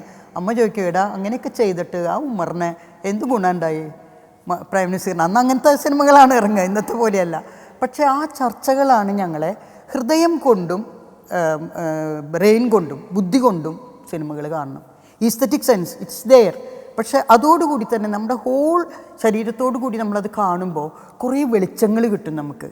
കുട്ടികളിൽ നിന്ന് ഞാൻ ഇങ്ങനത്തെ മീഡിയ ക്ലബ്ബ് മെലയിലായിരുന്നപ്പോഴും സെൻറ്റ് മേരീസിലായിരുന്നപ്പോഴും ഫിലിം ക്ലബ്ബുകളുണ്ടായി. അത് ചെയ്തുകൊണ്ടിരുന്നപ്പോൾ എന്തുമാത്രം ഐഡിയാസും ഈ കുട്ടികൾ തന്നെ ചിന്തിക്കുന്നത്. അത് നെഗറ്റീവാണ്. നായകൻ 100% നന്മയുള്ളവനായിരുന്നു. സിനിമയിൽ വിജയിക്കാൻ വേണ്ടി നായകനും ചിലപ്പോൾ നായകൻ തന്നെ പറയുന്നുണ്ട്. മോഹൻലാൽ പറയുന്നില്ലേ, ചെറിയ തിന്മയും ചെറിയ തിന്മയും. ചില ലക്ഷ്യത്തിലേക്ക് എത്തുമ്പോൾ മാർഗം നോക്കേണ്ടതില്ല നായകൻ പറയുകയാണ്. അതെന്നെ പറയും. സാർവത്രികതയുടെ ഒരു പ്രശ്നമുണ്ട്. അതായത് മൊബൈല് മറ്റേ ടെക്നോളജി വളർന്നതോടെ എല്ലാ മീഡിയയും സാർവത്രികമായി. പണ്ടെങ്ങനെ വെച്ചാൽ മൂവി ക്യാമറ കണ്ടിട്ടുള്ളത് കേരളത്തിൽ 2 പ്രൊഡ്യൂസർമാരേ ഉള്ളൂ. അത് കുഞ്ചാക്കോയും സുബ്രഹ്മണ്യമാണ്. അപ്പോൾ അവർ വിചാരിച്ചൊരു സിനിമയിൽ വരുള്ളൂ. ഇപ്പോൾ വേണമെന്നുണ്ടെങ്കിൽ പിന്നെ അവരുടെ പിന്നിൽ പ്രവർത്തിച്ച ആളുകൾക്ക് സമൂഹത്തിന് ഒരു ബോധം കൊടുക്കുന്ന സിനിമകൾ ഉണ്ടാക്കണമെന്ന് കമ്മിറ്റ്മെന്റ് ഉണ്ടായിരുന്നു. അതിനൊരു കമ്മിറ്റ്മെന്റ് പ്രതിബദ്ധത ഉണ്ടായിരുന്നു, ഒരു കാലം ഉണ്ടായിരുന്നു. ഈ കമ്മിറ്റ്മെന്റ് നേരത്തെ സിസ്റ്റർ പറഞ്ഞോട് ഈ ബോക്സ് ഓഫീസിനോട് മാത്രമായപ്പോൾ ഈ 100 കോടി ക്ലബ്ബ്, അപ്പൊ കാശുണ്ടാക്കുക, എങ്ങനെയും കാശുണ്ടാക്കുക എന്ന സാധനത്തേക്ക് മാത്രമായപ്പോൾ എങ്ങനെ ഉണ്ടായാലും കാശുണ്ടാവും. മറ്റോ നശിക്കണ്ടോ എന്നുള്ള വിഷയമില്ല, അവനവന്റെ മകൻ നശിക്കണ്ടോന്ന വിഷയം. കാരണം ഇതിപ്പോ ലഹരി മാഫിയയുടെ മനസ്സ് തന്നെ മാറുകയാണല്ലോ. ലഹരി മാഫിയക്ക് ചിന്താഗതി തന്നെയാണല്ലോ. അല്ല, നിങ്ങളെ ചൂണ്ടുമ്പോ നിങ്ങളുടെ മകന് മയക്കുമരുന്ന് കൊടുക്കുമ്പോ എന്റെ മകനും കിട്ടാം, ഈ കിട്ടിയാലും രാവിലെ എനിക്ക് കാശുണ്ടായാൽ മതി. അങ്ങനെ ഒരു സാധനത്തിലേക്ക് മാറി സകല മൂല്യങ്ങളെയും ഇല്ലാണ്ടാക്കിക്കൊണ്ട് ഇനിയിപ്പോൾ പഴയ കാലത്തേക്ക് തിരിച്ചു പോകുക, അത് നടക്കില്ല. അത് നടക്കുന്ന പ്രശ്നം അതല്ല പറഞ്ഞത് അതല്ല. ബോധവൽക്കരണം അറിഞ്ഞുകൊണ്ട് ചെയ്യുന്ന തെറ്റിൽ നിന്ന് അവരെ എങ്ങനെ പിന്തിരിപ്പിക്കുക, അതാണ് ഇനി ചിന്തിക്കേണ്ടത്. അറിഞ്ഞുകൊണ്ട് ചെയ്യുന്ന തെറ്റിൽ നിന്ന് അവരെ എങ്ങനെ പിന്തിരിപ്പിക്കുക. അപ്പം നേരത്തെ പറഞ്ഞതുപോലെ ലൈഫ് കുറക്കാലം ജീവിച്ചിരിക്കണം എന്ന് ബോധമുള്ള സസ്റ്റനൻസ്, നിലനിൽപ്പ് എനിക്ക് 5 കൊല്ലം മതി, ഞാൻ അടിച്ചു പൊളിച്ച് പിന്നെ ഞാൻ തൂങ്ങിച്ചത്തോളാം എന്ന് പറഞ്ഞാൽ അങ്ങനെ ഒരാളോട് എന്താ പറയുക? ലക്ഷ്യം കൊടുക്കണം. അല്ല മോനെ, ജീവിതം എന്ന് പറഞ്ഞാൽ ജീവിതത്തിന് വേറെ ലക്ഷ്യങ്ങളുണ്ട്, ജീവിതത്തിൽ സ്നേഹങ്ങളുണ്ട്, ജീവിതത്തിൽ നിനക്ക് ഇതല്ലാതെ കൊണ്ട് കിട്ടാവുന്ന വേറെ ലഹരി ഉണ്ട്, ആരോഗ്യകരമായ ലഹരി ഉണ്ട് എന്നുള്ളത്. അപ്പൊ കോൺഷ്യസ് ആയിട്ട് അവനെ എന്ത് ചെയ്യാനേ പാടുള്ളൂ, നന്മ ചെയ്യാൻ പ്രേരിപ്പിക്കാൻ പറ്റുള്ളൂ, മറ്റു പറ്റില്ല. ഞാൻ ആശോകിക്കുന്ന ഈ സിനിമകളെല്ലാം പലരും കണ്ട് സർട്ടിഫിക്കറ്റ് കൊടുത്തിട്ടാണ് പുറത്തു വരുന്നത്. ഈ മാർക്കോ അതുപോലെ തന്നെയാണ് പുറത്തു വന്നത്. ഇപ്പോൾ ചർച്ച നടക്കുമ്പോൾ പല രീതിയിൽ മാറ്റി പറയുന്നു. ഇതുപോലെ ഈ മയക്കുമരുന്ന് എങ്ങനെ ഉപയോഗിക്കുന്നു, കൈത്തണ്ടയിലിട്ട് പൊടി ഇത് ഉപയോഗിക്കുന്ന രീതി, കഞ്ചാവ് എങ്ങനെ ചുരുട്ടി വലിക്കാം, ഇതെല്ലാം ഇവരെല്ലാം സ്ക്രീനിങ് കഴിഞ്ഞിട്ടാണ് പുറത്തേക്ക് വരുന്നത്. ഇത്തരം രംഗങ്ങൾ ഒഴിവാക്കി തന്നെ പുറത്തു കൊണ്ടുവന്നുകൂടെ? പല രംഗങ്ങളും ഇത് പൊതുജനത്തിന് മുന്നിൽ കാണിക്കാൻ കഴിയുന്നതല്ല എന്ന് പറഞ്ഞപ്പോഴും കട്ട് ചെയ്ത് കളയുന്നുണ്ട്. പിന്നെ എന്തിനാണ് ഇതിന് മാത്രം അനുമതി? നിയമപരമായിട്ടൊരു സാധ്യത. പോസിറ്റീവ് സൈഡ് പറയട്ടെ, ഇങ്ങനെയാണ് ഈ സാധനം ഉപയോഗിക്കാമെന്ന് മനസ്സിലായിട്ട് അതിൻ്റെ തരിയും പൊടിയോ അതല്ലെങ്കിൽ അതിനുവേണ്ടി ഉപയോഗിച്ചിട്ടുള്ള ATM കാർഡിൻ്റെ കഷ്ണോ അല്ലെങ്കിൽ മറ്റേതൊക്കെ കണ്ടു കഴിഞ്ഞാൽ വീട് വൃത്തിയാക്കുന്ന ആൾക്കാർ, അമ്മമാരാണ് അധികം ആ പണിക്കത്ത് ചെയ്യാം, അല്ലെങ്കിൽ അച്ഛന്മാരൊക്കെ കാണുമ്പോൾ മനസ്സിലാവും ആ സിനിമയിൽ കണ്ട സാധനമല്ലേ ഇത്, എൻ്റെ മോനും കൂടി ഉപയോഗിക്കുന്നുണ്ടല്ലോ എന്ന് മനസ്സിലാക്കാൻ പറ്റും. കാരണം ഇതൊന്നും നമുക്കറിയില്ല. ലഹരിയുടെ ഒരു കുഴപ്പം പറയണ, ഇത് ഉപയോഗിക്കുന്നവനിൽ മണോ അങ്ങനെ ഒരു ലക്ഷം ഉണ്ടാവില്ല. അപ്പൊ അതുകൊണ്ട് കുറച്ച് കഴിഞ്ഞിട്ട് ഇവന്റെ പെരുമാറ്റത്തിൽ ഡിസോർഡർ വരുമ്പോഴാണ് മനസ്സിലാവണം ഇത് കഴിച്ചിട്ടാണ്. അല്ല, പക്ഷെ അത് കണ്ടെത്തി കഴിഞ്ഞാൽ നമുക്കിത് സാധനം അറിയില്ല. സർക്കാർ നമ്മളെ കാണിച്ചിട്ടില്ല എങ്ങനെയാണ് ഈ രാസലഹരി ഉപയോഗിക്കുന്ന ആൾക്കാരെ എങ്ങനെ ഉപയോഗിക്കുന്നു നമുക്കറിയില്ല. നമ്മൾ കാണുന്നത് എങ്ങനെയാണ് സിനിമയിലൂടെയൊക്കെ നമ്മൾ മനസ്സിലാക്കുന്നത്. അപ്പോൾ അങ്ങനെ നോക്കുമ്പോൾ ആ രീതിയിൽ പോസിറ്റീവ്. പക്ഷെ ഞാനൊരു കാര്യം പറയട്ടെ, ഞങ്ങൾ 3 പേരും എൻ്റെ മുടിയും നരച്ചതാണ്, 50 കഴിഞ്ഞതാണ്. അപ്പം in your youth you want to change the world. ഞാനൊക്കെ അങ്ങനെയായിരുന്നു. In your old age you want to change the youth. നടക്കില്ല അത്. കാരണം നമ്മൾ വിചാരിച്ച യൂത്ത് മാറാൻ പോണില്ല. യൂത്ത് ആണ് ലോകത്തെ മാറ്റാൻ ഇന്നും ഉണ്ടാവുക. കാരണം അവരുടെയാണ് ലോകം, നമ്മളെ കയ്യിൽ നിന്ന് പിടിവിട്ട് വരും. പിന്നെ എന്താ പ്രശ്നം എന്ന് വെച്ചാൽ ആയുസ് കൂടിയല്ലോ. അപ്പോൾ നമ്മളിങ്ങനെ ഇരിക്കുക, നമ്മൾ 70 കഴിഞ്ഞാലും ഇരിക്കുകയാണ്, 80, 90 വരെ ഇരിക്കുക, അവരെ മാറ്റാൻ വേണ്ടിയിട്ട് ഇരിക്കുകയാണ്. അതാണ് ഇവിടുത്തെ പ്രശ്നം. നമ്മളവിടെ യൂത്ത് ആവാണ് വേണ്ടത്. നമ്മൾ അവരോടൊപ്പം ലോകത്തെ മാറ്റിമറിക്കാൻ മാറണം. പിന്നെ മറ്റൊരു കാര്യം കൂടി പറയട്ടെ. ഈ തൃശ്ശൂർ ടൗണിൽ ഞാൻ നോക്കുകയാണ്, കഴിഞ്ഞ 10 കൊല്ലത്തിനുള്ളിൽ എത്രത്തോളം തുണിക്കടകളും, അത് തുണിക്കട പോട്ടെ, ഭക്ഷണശാലകൾ വന്നിട്ടുണ്ട്. പല ടൈപ്പ്, ഈവൻ വെജിറ്റേറിയൻ അടക്കം നല്ല തിരക്കാണ്. ഒരു 5-8 എണ്ണം വെജിറ്റേറിയൻ ആണ്, പക്ഷെ ഭയങ്കര തിരക്കാണ്. അപ്പോൾ നമ്മുടെ വീട്ടിൽ ഫുഡ് ഇല്ലാൻ കേട്ടോ, അതുപോലെ ഉണ്ടാക്കേണ്ട അവൈലബിലിറ്റി ഇല്ലാത്തോ, അത് പഠിക്കാനുമുള്ള യൂട്യൂബ് തൊട്ട് സൂപ്പർ മാർക്കറ്റ് എല്ലാം ഉണ്ട്. നമ്മൾ 1 തവണ 2 തവണയൊക്കെ ഉണ്ടാക്കി പഠിച്ചു, കേക്ക് അടക്കമുള്ള സാധനങ്ങൾ. പക്ഷേ നമ്മൾ എവിടേക്ക് തന്നെയാണ് പോണത്? നമ്മൾ പോണത് ഈ ഇതിലേക്ക് തന്നെയാണ്. അപ്പോൾ നമുക്ക് എപ്പോഴും ടേസ്റ്റ് മാറ്റേഴ്സ്, നമുക്ക് എപ്പോഴും രുചിഭേദങ്ങൾ ആവശ്യമുണ്ട്. ഞാൻ പറഞ്ഞു വന്നത് ഇതാണ്, എപ്പിക്യൂർ മെയ്മനസ് എന്ന് കേട്ടിട്ടുണ്ടാവും. അതായത് നമ്മൾക്ക് എത്ര സന്തോഷം പല ലെവലിൽ കിട്ടിയിട്ടും എനിക്ക് പോരാ, എനിക്ക് ഡോപ്പോമിൻ റൈസ് കിട്ടുന്നില്ല.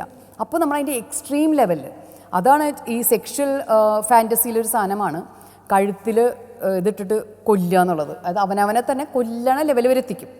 ഇവിടെ അങ്ങനെ മുറുക്കിയിട്ട് തൂക്കിക്കൊല്ലണം, ആ തൂക്കി മരിക്കുന്ന ലെവലിൽ ഒരു പ്രത്യേക പോയിന്റിലെത്തുമ്പോൾ ഒരു സെക്ഷൽ ഓർഗാസത്തിനേക്കാൾ കൂടുതലൊരു ഓർഗാസിക് ഇത് പ്ലഷർ കിട്ടും. അത് പക്ഷേ ആ പോയിന്റ് അറിയാതെ നമ്മളത് വിട്ട് കഴിഞ്ഞാൽ, വിട്ടില്ലെങ്കിൽ നമ്മൾ മരിച്ചു പോകും.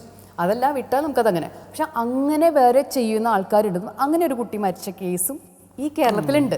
അപ്പോൾ നമുക്ക് പ്ലഷർ പോരാ, ഡോപ്പോമിൻ പോരാ. എന്താ മെത്ത് ഉപയോഗിക്കുമ്പോൾ കിട്ടുന്നത്? ഡോപ്പോമിൻ ഹൈക്കാണ്. അപ്പോൾ പിന്നെ നമ്മൾ അതിൽ അഡിക്റ്റഡ് ആവാമെന്ന് പറയുന്നത്. അപ്പോൾ ഈ ഹൈപ്പിന് വേണ്ടിയിട്ടാണ് നമ്മൾ ചെയ്തുകൊണ്ടിരിക്കുന്നത്. പണ്ട് എങ്ങനെയാ വെച്ചാൽ ഈ ഹൈപ്പ് നമുക്ക് എക്സസൈസ് ചെയ്യുമ്പോഴും സ്പോർട്സ് ചെയ്യുമ്പോഴും ഡാൻസ് ചെയ്യുമ്പോഴും നാടകം ചെയ്യുമ്പോൾ ബോഡി, നമ്മുടെ ഫിസിക്കൽ ബോഡീനെ ഉപയോഗിക്കുമ്പോൾ നമുക്കത് ഉണ്ടാവും. അല്ലെങ്കിൽ അത് ഉണ്ടാവാൻ പറ്റില്ല. അത് ഇഞ്ചെക്ട് ചെയ്തിട്ടൊന്നും ഉണ്ടാക്കാവുന്ന സാധനമല്ല. പിന്നെ കുറച്ചൊക്കെ മരുന്ന് കൊണ്ടൊക്കെ പറ്റും. പക്ഷേ ഇതിൻ്റെ വിഷയം, അപ്പം മരുന്നും അഡിക്റ്റഡ് ആവും, അല്ലെങ്കിൽ മെത്ത് അഡിക്റ്റഡ് ആവും. ഇത് ഏതെങ്കിലും ഒന്ന് നമുക്ക് റീപ്ലേസ് ചെയ്യാനല്ലേ പറ്റുള്ളൂ. അതാ ഞാൻ വീണ്ടും വരുന്നത് ഇവിടേക്കാണ്. നിങ്ങളെല്ലാവരും പോയിട്ട് നാളെ കർഷകരാവും, പണിയെടുക്കുന്നല്ല, ട്രാക്ടറും എല്ലാ സാധനങ്ങളും വരട്ടെ. പക്ഷേ അതിൻ്റെ അപ്പുറത്തേക്ക് നമുക്ക് നമ്മളുടെ ബോഡി യൂസ് ചെയ്യണം. അത്ര ജോയിൻസാണ് നോക്കുക നമ്മുടെ ബോഡിയിൽ. നമ്മളിങ്ങനെ വെറുതെ ഇരിക്കേണ്ട സാധനമല്ലല്ലോ. ഇങ്ങനെ പ്രവർത്തിക്കേണ്ട സാധനമല്ലേ. ഒരു പട്ടിക്കുട്ടിയാണെങ്കിലും ഒരു എല്ലാം ഇങ്ങനെയല്ലേ. നമ്മളതിന് പൂട്ടിയിട്ടിട്ട് AC കൊടുത്തിട്ട് അല്ലെങ്കിൽ എല്ലാ സൗകര്യങ്ങളും കൊടുത്തു കഴിഞ്ഞാൽ ഒരു മടുപ്പ് വരും, ബോറടിക്കും. നമ്മുടെ കുട്ടികളെ ഏറ്റവും അത് ബോറടിക്കണമെന്നാണ്. കാരണം അവരുടെ ഈ ബോർഡം മാറ്റാനായിട്ട്, ഈ മുഷിഞ്ഞ ജീവിതം മാറ്റാൻ നമ്മളൊന്നും കൊടുക്കുന്നില്ല. ഇവിടെയും അപ്പം അവിടെ നമുക്ക് കൊടുക്കാനില്ല, അറിയില്ല എന്താണ് എൻ്റെ മകനെ സന്തോഷിപ്പിക്കാൻ, മകളെ സന്തോഷിപ്പിക്കാൻ, മറ്റു കുട്ടികളെ സന്തോഷിപ്പിക്കാൻ കൊടുക്കേണ്ടത് എനിക്കറിയില്ല. അപ്പോൾ എനിക്ക് തോന്നുന്ന കുറേ പൊട്ടത്തരങ്ങൾ എൻ്റെ പഴയ ജീവിതം മാത്രം പറഞ്ഞുകൊണ്ടിരിക്കും. അതിന് പകരം അവർ പറയട്ടെ. അവർ 3 വയസ്സിൽ മൊബൈൽ ഫോൺ കിട്ടിയാളാണ്, ഞാൻ 30 വയസ്സിലേ കിട്ടിയിട്ടുള്ളൂ. So they know the technology more than me. പക്ഷേ അവർക്കപ്പോൾ പുതിയ കാര്യങ്ങളും പറയാനുണ്ട്. In your youth you want to change the world. അവർ മാറ്റി തരട്ടെ. പക്ഷേ അവർ മാറ്റാനായിട്ട് നമ്മൾ അനുവദിക്കുന്നില്ല. എന്നാൽ എൻ്റെ തലമുറ, 70കളിലെ തലമുറ AI കണ്ടുപിടിച്ച ആൾക്കാരാണ്. അത് ഇപ്പോഴേ യൂസ്ഫുൾ ആയിട്ടുള്ളൂ. അപ്പോൾ ഇപ്പോഴത്തെ തലമുറ എന്ത് കണ്ടുപിടിക്കണം? നമ്മളൊന്നും കൊടുക്കുന്നില്ല, അതിനുള്ള ലഭ്യതയില്ല. എന്തുണ്ട് കേരളത്തിൽ അല്ലെങ്കിൽ ഇന്ത്യയിൽ ആ രീതിയിൽ ചിന്തിക്കുന്ന, എൻ്റെ ബ്രെയിനിനെ അട്രാക്റ്റ് ചെയ്യുന്ന എന്തുണ്ട് ഇവിടെ? ഒന്നുമില്ല എന്ന അവസ്ഥയാണ്. അതുകൊണ്ടാണ് നമ്മൾ ആഗോളതലത്തിലേക്ക് അന്വേഷിച്ചു പോകുന്നത്. അവിടെ ചെല്ലുമ്പോൾ അവിടുത്തെ യൂത്ത് ഉപയോഗിക്കുന്ന ലാംഗ്വേജും ഫോണും കൾച്ചറും വരുന്നതിൻ്റെ ഒപ്പം വരുന്ന സംഗതികളാണ്. കൊറിയയാണ് യുവാക്കളുടെയും യുവതികളുടെയും മാതൃകാ രാജ്യം എന്ന് പറയുന്നത്. വെച്ചാൽ അങ്ങോട്ട് എത്തിപ്പെടണം, അല്ലെങ്കിൽ അവരെ അനുകരിക്കണം, അവരുടെ വസ്ത്രം. ആശ പറഞ്ഞത് ശരിയാ. കാരണം വെച്ചാൽ ഇപ്പോൾ ഒരു കോൺട്രാക്റ്റ് കൾച്ചറാണ്. കല്യാണം കോൺട്രാക്റ്റ് കൊടുത്തു. കല്യാണം വെച്ചാൽ കല്യാണം കഴിക്കണ ചെക്കനും പെണ്ണും കോൺട്രാക്റ്റ് വലിയ അവരവരെ നിൽക്കണമല്ലോ. ബാക്കി സകലതും കോൺട്രാക്റ്റാണ്. കല്യാണത്തിന്റെ സദ്യ കോൺട്രാക്ട്. ഫിസിക്കൽ ആക്ടിവിറ്റി ഇല്ല. അതാണ് പറഞ്ഞ പോയിന്റ്. എനിക്ക് തോന്നണം അല്ലേ? ഫിസിക്കൽ ആക്ടിവിറ്റി എങ്ങനെയാ ഉണ്ടാവുക? അത് കേവലം ഫിസിക്കൽ ആക്ടിവിറ്റി അല്ല, അതുവഴി നമുക്കൊരു ഹാപ്പിനെസ്സും കൂടി. ഇപ്പൊ ഭക്ഷണം കഴിക്കുമ്പോ സ്പാ ഹെൽത്തിന്റെ ഭക്ഷണത്തിന് എന്താ പറയാ, ഈ ഫുഡുകളില്ല, വഴിയുടെ ഭക്ഷണം, അവിടെ കഴിക്കുമ്പോ ഒരു ടുഗദർനെസ് ഉണ്ട്, ഇല്ല. പക്ഷെ അത് കഴിക്കുന്നതിലേ ടുഗദർനെസ് ഉള്ളൂ, ഭക്ഷണം ഉണ്ടാക്കുന്നതിലില്ല. ഉണ്ടോ? ഇല്ല. കല്യാണത്തിന്റെ ഭക്ഷണം അമ്പിസാമിനോട് അല്ലെങ്കിൽ എവിടുന്ന് വെച്ചാൽ അവർക്ക് ഇഷ്ടം സദ്യ ഓർഡർ ചെയ്ത ഭക്ഷണം നിങ്ങളുടെ എന്ത് കൊടുത്താലും ഓർഡർ ചെയ്താൽ നിങ്ങളുടെ മുമ്പിൽ സാധനം വരും. നിങ്ങളൊന്നും ചെയ്യണ്ട. നിങ്ങളാകെ അപ്പോൾ ക്രിയേറ്റീവായിട്ട് നേരത്തെ എന്താ തൂങ്ങി ചാവുമ്പോൾ സെക്ഷൻ്റെ ഇതുണ്ടാവും പറഞ്ഞു, അത് ക്രിയേറ്റീവായിട്ട് സർവ്വ സാധനങ്ങളും കരാറ് കൊടുക്കുകയും ഡിസ്ട്രക്റ്റീവ് എലമെൻ്റായ നാശം മാത്രം നമ്മൾ ചെയ്താൽ മതി എന്നുള്ളൊരു അവസ്ഥയിലേക്ക് എത്തി. പണ്ട് കല്യാണത്തിന് അതായത് ഒരു ടുഗദർനെസ്, ഭക്ഷണം ഭക്ഷണം ഉണ്ടാക്കലൊരു ക്രിയേഷൻ, ഏറ്റവും വലിയ ക്രിയേഷൻ ഭക്ഷണം ഉണ്ടാക്കുന്നതാണ്. അതുണ്ടാക്കണം, അത് ഒരുമിച്ചിരുന്ന് കഴിക്കണം.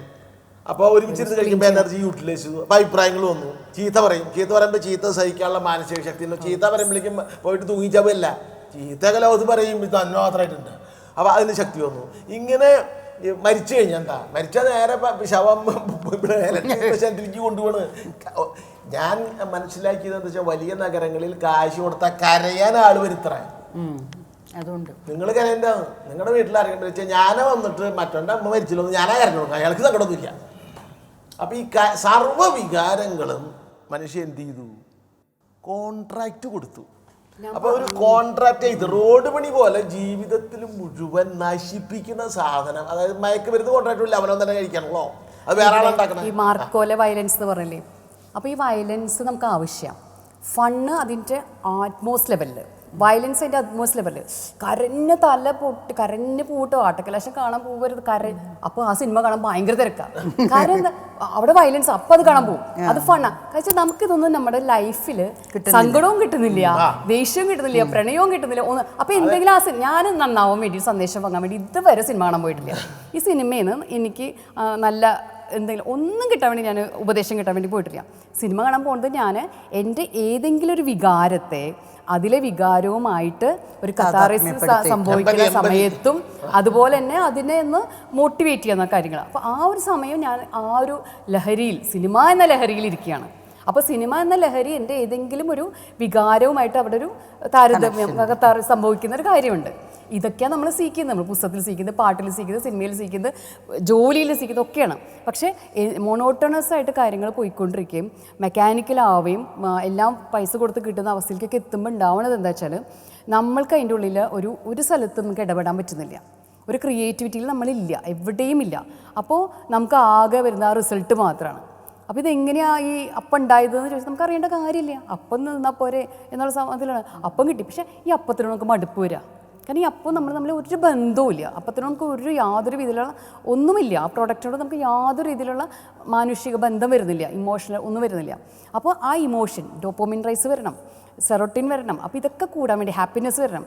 അപ്പോൾ നമ്മൾ കാര്യങ്ങൾ അന്വേഷിക്കുകയാണ്. നടീനടന്മാരുടെ സാമൂഹിക പ്രതിബദ്ധത. നേരത്തെ മുമ്പൊരിക്കൽ ഒരു ജ്വല്ലറിയുടെ പരസ്യത്തിൽ അഭിനയിച്ച് മോഹൻലാലിനെതിരെ സുകുമാർ അഴീക്കോട് മാഷ് പറഞ്ഞു തുറക്കുകയാണ്. ചില വിഷയം അല്ല അത് അങ്ങനെ ഇങ്ങനെയാണോ ചെയ്യണമെന്ന് എതിർത്തിട്ടായിരുന്നു. ഈ ചില വിഷയങ്ങളിൽ ചില നായകന്മാർ അവർ പറയും, ഞാൻ ഇത്തരം സമൂഹത്തിന് തെറ്റായ സന്ദേശം നൽകുന്ന ആ സീനിൽ അല്ലെങ്കിൽ ഈ മയക്കുമരുന്ന് ഉപയോഗിക്കുന്നതിൽ ഞാനതിൽ തയ്യാറാവുന്നില്ല. നേരത്തെ സിസ്റ്റർ പറഞ്ഞ പോലെ തന്നെ ചില നിർമ്മാതാക്കളുടെ നിർബന്ധത്തിന് സംവിധായകർ വഴങ്ങേണ്ടി വരുന്നു, തിരക്കഥാകൃത്തുക്കൾ വഴങ്ങേണ്ടി വരുന്നു, നടീനടന്മാരും വഴങ്ങേണ്ടി വരുന്നു. ഈ കലാകാരന്മാർ, കാലങ്ങളിൽ ഒരുപാട് കലാകാരന്മാർ നമുക്കറിയാമല്ലോ. ഈ ചലച്ചിത്ര കലാകാരന്മാരുടെ ഒരു കാഴ്ചപ്പാട് ഒരു നടൻ എന്ന നിലയിൽ അങ്ങേക്ക് എങ്ങനെ പറയാൻ കഴിയും? ഒരു നടൻ എന്നുള്ള നിലയിൽ ഞാൻ പറയുന്നത്, ഇപ്പോൾ നേരത്തെ പറഞ്ഞ ആർട്ട് ശരിക്കൊരു സോഷ്യൽ പ്രോഡക്റ്റ് കൂടിയാണ് ആണല്ലോ. അപ്പോൾ സമൂഹത്തിലെ ലഹരിയുടെ ഉപയോഗം സിനിമയിൽ കാണിക്കുന്നത് സമൂഹത്തിൽ ലഹരി ഉപയോഗിക്കാൻ കൂടുതൽ പ്രേരിപ്പിക്കുക, അങ്ങോട്ടും ഇങ്ങോട്ടും അത് ഇൻഫ്ലുവൻസ് ചെയ്യുന്നുണ്ട്. പക്ഷേ ആർട്ടിസ്റ്റ് എന്നുള്ള നിലയിൽ നമ്മൾ ഒരിക്കലും ഈ നശിപ്പിക്കുന്ന കാര്യം, കല എപ്പോഴും ഫുൾഫിൽമെൻ്റാണ്. നശിപ്പിക്കുന്നത്, കാണിക്കുന്നത് നശിപ്പിക്കാതിരിക്കാൻ വേണ്ടിയാണ്. അപ്പോൾ അതിൻ്റെ അതിരുവിട്ട പ്രകടനം വരുമ്പോൾ ഒരിക്കലും ഈ മയക്കുമരുന്ന് പോലെയുള്ള അത്യപകടകരമായ ഈ അതി സർവത്ര വർജയൽ എന്നാണ്. അതിയായിട്ടൊന്നും കാണിക്കരുത്. അതിയായ അമൃതും വിഷമാണ്, അമൃത് പോലും വിഷമായി തീരും. അപ്പോൾ വിഷം അതിയായ പിന്നെ എന്താണ്ടാവും ചോദിക്കാമല്ലോ. ഇതിൽ നിന്ന് നടന്മാർ വിട്ടു നിൽക്കുക. അവിടെയും നടന്മാർ, അത് വ്യക്തിപരമായ പ്രശ്നം കൂടിയാണ്. എനിക്കിപ്പോൾ ഈ 100 കോടി ക്ലബ്ബ്, എനിക്കൊരു പരസ്യത്തിൽ അഭിനയിച്ച 50 ലക്ഷം രൂപ കിട്ടും. സമൂഹത്തിന് ലഹരി പണത്തെ അവിടെ ഞാൻ അതിൽ അഭിനയിക്കുകയാണെങ്കിൽ ആ കലാകാരൻ അയാളുടെ പ്രതിബദ്ധത എന്ത് ചെയ്യാണ്? അടിയറ വയ്ക്കുന്നത് പൈസയ്ക്ക് വേണ്ടി. അപ്പോൾ അങ്ങനെ ചെയ്യരുതെന്ന് തന്നെയാണ് ഒരു വ്യക്തി എന്നുള്ളതിൽ എനിക്കുള്ള അഭിപ്രായം. എൻ്റെ അഭിപ്രായം, മറ്റുള്ളവർക്കുള്ള അഭിപ്രായം എന്തോ അത് വേറെ വിഷയം. അപ്പോൾ ഇപ്പോൾ നമ്മൾ ഈ ചർച്ച ചെയ്യുമ്പോൾ തന്നെ ഇതിലെ ക്രിയേറ്റിവിറ്റി വരുന്നതനുസരിച്ച് ചർച്ച ഇൻട്രസ്റ്റഡ് ആവുകയും, അല്ലാണ്ട് പിന്നെ ഇങ്ങനെ നമ്മൾ ഓരോരുത്തരും ഇങ്ങനെ മരം പല്ലിരുന്ന് സംസാരിച്ചാൽ അതിലതില്ല. ഈ ഇൻ്ററാക്ഷൻ കൊണ്ട് തീ പാറുള്ളൂ. ആ തീയാണ് ലൈഫ്. ആ ലൈഫ് ചൂടല്ലേ. ഒരാൾ മരിച്ചെന്ന് പറയാൻ അവൻ്റെ ശരീരം തണുത്താവാൻ കഴിഞ്ഞു കഥ. അപ്പോൾ ചൂടാണ് ലൈഫ്. ചൂടുണ്ടാവണമെങ്കിൽ ഫിസിക്കൽ ആക്ടിവിറ്റി ഉണ്ടാവണം. ഇത് ഫിസിക്കലായിട്ട് ഇവിടെ നിന്ന് നായക്കനാൽ വരെ ഒരു ഓട്ടോറിക്ഷ വിളിച്ച് പോകുള്ളൂ, അവർ നടന്നു പോകൂടെ. അപ്പം അവിടെ പോലും ഫിസിക്കൽ എന്നിട്ട് നടക്കുന്ന കാലത്ത് എന്തിനു വേണ്ടി മോർണിംഗ് അല്ലെങ്കിൽ ക്ലബ്ബിൽ പോയിട്ട് ഇങ്ങനെ കാണിക്കുക, അങ്ങനെ സംഭവം ഉണ്ടല്ലോ. അപ്പം അവൻ്റെ ആവശ്യത്തിന് ഇപ്പം ദേഹം ഉപയോഗിക്കുന്നത് സെക്സിന് വേണ്ടി മാത്രം, അത് അവിടെ കൂടാണ്ട് പറ്റില്ല.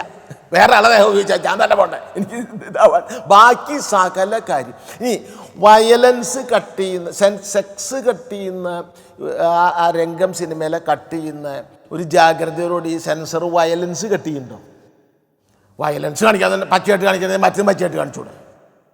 അപ്പോൾ എന്താ അപ്പോൾ അങ്ങനെ കാണിക്കാൻ ഈ പച്ചയായിട്ട് കാണിക്കുന്നത് നെഗറ്റീവ് ഇമ്പാക്റ്റ് തന്നെ ഉണ്ടാക്കുള്ളൂ, യാതൊരു സംശയവും വേണ്ടത്. അപ്പോൾ കല എന്ന് പറയുമ്പോൾ ധ്വനിപ്പിക്കുക, പിന്നെ അതിൻ്റെ സൗന്ദര്യവശങ്ങളൊക്കെ അത് വേറെ. ഇപ്പോൾ ഒരു പാട്ടുണ്ട്, എന്താ പറയുക, അവിടുന്നൻ ഗാനം കേൾക്കാൻ ചെവിയോർത്തിട്ടരികിലിരിക്കെ സ്വരരാഗ സുന്ദരിമാർക്കോ വെളിയിൽ വരാൻ എന്തൊരു നാണം. ഇതിൻ്റെ അർത്ഥം എന്താ? എൻ്റെ അടുത്ത് നിൽക്കുമ്പോൾ എനിക്ക് പാട്ട് പാടാൻ പാടില്ല, അതാണ് പറ്റണില്ല, അതാണ് ഇതിൻ്റെ അർത്ഥം. അപ്പോൾ അത് എത്ര ബ്യൂട്ടിഫുള്ളായിട്ട് പറഞ്ഞിരിക്കുന്നു. അതുപോലെ കൊലപാതകം കത്തി ഇവിടെ വരെ പോകുന്നതും പിന്നെ അയാൾ മരിച്ചെടുക്കുന്നത് കാണിച്ചാൽ പോലെ, പിന്നെ കുട്ടോട്ടല പുറത്തേക്ക് എടുത്തിട്ട് അതെന്തിനീ കാണിക്കുന്നത്? അത് ഞാൻ പറഞ്ഞ എപ്പിക്യൂറിയനിസം നമുക്കത് അങ്ങനെ കണ്ടാൽ പോരാ. അതായത് എനിക്ക് വയലൻസ് അതിൻ്റെ അറ്റ്മോസ്റ്റ് ലെവലിൽ കണ്ട് അതിൻ്റെ ചോര തെറിച്ച് 3D എഫക്റ്റിൽ എൻ്റെ കണ്ണടയിൽ വീണു എന്ന് എനിക്ക് തോന്നണം. മനസ്സിലായല്ലോ? അങ്ങനെ എനിക്കത് ആസ്വദിക്കാൻ പറ്റുള്ളൂ എന്ന ലെവലിലേക്ക് നമ്മൾ നമ്മുടെ ആസ്വാദനത്തെ മാറ്റിയെടുത്തു. നമുക്ക് സമയം പരിമിതികളുകൊണ്ട് ചുരുക്കേണ്ടിയിരിക്കുന്നു. നമ്മുടെ ഈ സിനിമയുടെ സ്വാധീനം, ലഹരിയുടെ ഉപയോഗം എന്നുള്ളതായിരുന്നു നമ്മുടെ ചർച്ചാ വിഷയം. ഏത് രീതിയിൽ മാറ്റാൻ കഴിയുന്നു? ഇപ്പോൾ നമ്മൾ ഒരു പരിധിവരെ നോക്കുമ്പോൾ ആർക്കും നിയന്ത്രിക്കാൻ കഴിയാത്ത രീതിയിൽ വരെയാണ് സിനിമ പോകുന്നത്. ഒരു പക്ഷേ ലഹരി മാഫിയയുടെ ഇടപെടലുകൾ കൂടി സിനിമയിലേക്ക് വരുന്നു എന്നുള്ളത് സംശയിക്കേണ്ടിയിരിക്കുന്നു. ആ രീതിയിലെത്തിയിട്ടുണ്ട് കാര്യങ്ങൾ. നമുക്ക് ചുരുക്കി പറയുമ്പോൾ ഏത് രീതിയിലായിരിക്കാം നമ്മുടെ ആ ഒരു സങ്കല്പം മാറുക? സിനിമയിൽ ലഹരി ഉപയോഗം കാണിക്കുന്നത് മാറ്റുക എന്ന് പറയുന്നത് വളരെ ബുദ്ധിമുട്ടാണ്. കാരണം ജീവിതത്തിൽ ലഹരി ഉപയോഗിക്കുന്നുള്ള കാരണം ജീവിതത്തിൻ്റെ കോപ്പിയിങ്ങോ അല്ലെങ്കിൽ അതിൻ്റെ അപ്പുറമോ ആയിരിക്കും സിനിമയ്ക്ക് കാണിക്കാൻ പറ്റുന്നുണ്ടാവും. അപ്പോൾ അതുകൊണ്ട് സിനിമയെ മാത്രം കുറ്റപ്പെടുത്താൻ പറ്റില്ല. അപ്പോൾ എന്താണ് ലഹരിയോടുള്ള അല്ലെങ്കിൽ സിന്തറ്റിക് ലഹരിയോടുള്ള, നാച്ചുറൽ ലഹരികളൊക്കെ അവിടെ നിൽക്കട്ടെ, സിന്തറ്റിക് ലഹരിയോടുള്ള സർക്കാരിൻ്റെ സമീപനം, അത് എങ്ങനെ അത് എന്താ പറയുക, വെറുതെ ഇങ്ങനെ ഒരുപാട് ആൾക്കാരെ എന്നോ ഒരു ശത്രു വരും എന്ന് പറഞ്ഞാൽ എവിടേക്കോ നിർത്തിയിട്ടും യുദ്ധത്തിനൊക്കെ വേണ്ടി വെച്ചിരിക്കുന്നതിന് പകരം ഈ ആഭ്യന്തര യുദ്ധം, കാരണം നമ്മളുടെ ഓരോ തലമുറയിലെ ഏറ്റവും പുതിയ തലമുറയിലെ കുട്ടികളുടെ ബ്രെയിനിനെ ഡയറക്റ്റ്ലി ബാധിക്കുന്ന ഈ സിന്തറ്റിക് ഡ്രഗിനെ എങ്ങനെയാണ് എതിർക്കേണ്ടതെന്ന് കൃത്യമായി അതിൽ പോളിസി എടുക്കേണ്ടതും അതിൽ തീരുമാനങ്ങൾ എടുക്കേണ്ടതും നിയമങ്ങൾ കൊണ്ടുവരേണ്ടതും അത് ഏറ്റവും സയൻറ്റിഫിക്കായ രീതിയിൽ കാണുന്ന എല്ലാവരും മുടി വളർത്തിയ ചെക്കന്മാരെയും ബൈക്ക് ഓടിക്കുന്ന പിള്ളേരെയും അല്ലെങ്കിൽ രണ്ടുപേരും ഒരുമിച്ച് പോയി അവർ മുഴുവൻ ഉപയോഗിക്കണമെന്നല്ല. അതിന് പകരം കൃത്യമായി സയൻറ്റിഫിക്കായിട്ട് അത് അനലൈസ് ചെയ്യണം. മെത്തേഡ്സ് ഒക്കെ ഉപയോഗിച്ചുകൊണ്ട് ഇതിനെ അഡ്രസ്സ് ചെയ്യുന്ന ഒരു നിയമം വരാതിരിക്കാൻ പറ്റില്ല, അത്രമേൽ എത്തിയിട്ടുണ്ട്. അപ്പോൾ അത് വിദേശ സ്റ്റൈലിൽ ഇവിടെയും വരുന്നു. അങ്ങനെ നമ്മൾ പോകണം എന്നാണ്. പക്ഷെ അവിടെയും ഒരു പ്രശ്നം, അതിൻ്റെ ഉള്ളിലും ഇടനിലക്കാരായി പണം, അല്ലെങ്കിൽ ഇതെന്ന് പറഞ്ഞത് ഈ സിനിമയിൽ വരുന്ന പണം ആരുടെയൊക്കെ? ഫിനാൻസുകാരുടെ പണം, രാഷ്ട്രീയക്കാരുടെ പണം, അങ്ങനെ അൺഅക്കൗണ്ടഡ് മണിയല്ലേ. അപ്പോൾ ഈ മെത്തുകാരുടെ പണവും വരുന്നുണ്ടാകും. അപ്പോൾ അത്തരം ഈ പണത്തിൻ്റെ വരവ്, അങ്ങനെ പല കാര്യങ്ങളും നോക്കണം. എന്തിനാ 100 കോടി ഒരു നടന്? അയാൾ ഭൂമി വാങ്ങാൻ പോകുന്നുണ്ടോ? അപ്പുറത്തെ ഗ്രഹം വാങ്ങാൻ പോകുന്നുണ്ടോ? അപ്പോൾ പണവും കുറച്ച് കൊടുക്കണം. പണം കുറച്ച് ജീവിക്കാനും അവർ പഠിക്കണം. അപ്പോഴേ നമ്മളും പണം കുറച്ച് ജീവിക്കാൻ പഠിക്കുള്ളൂ.